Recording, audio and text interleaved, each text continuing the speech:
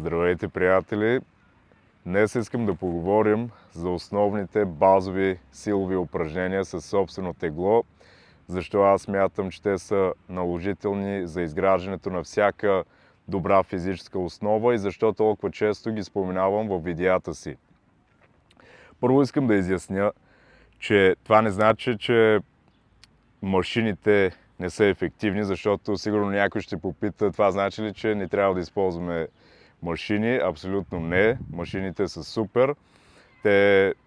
С тях много по-добре може да изолирате дадени мускулни групи, също така и улесняват доста нещата при нужда.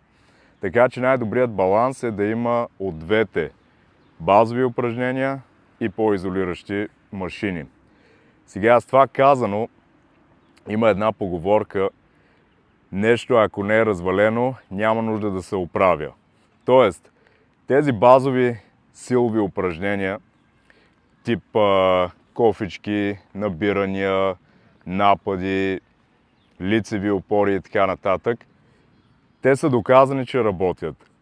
И нещо, което ми прави впечатление и ме дразни, много фитнес инфлуенсъри промотират някакви измишльотини упражнения и това е предимно с цел гледания и просто да изпъкнат с нещо ново и креативно.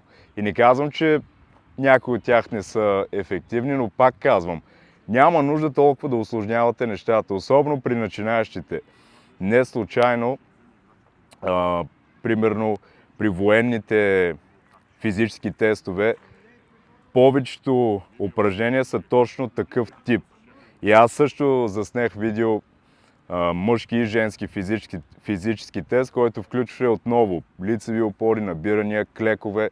За мен, усвоите ли ги тези упражнения, вече ще имате много добра основа и много по-добър контрол на тялото си, което може да го прехвърлите във всяка друга насока, без значение къде решите да се развивате физически.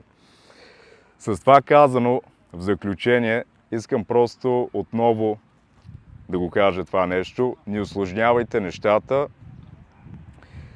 придържайте се към основните базови неща, които са доказани, че работят, и всичко ще е наред.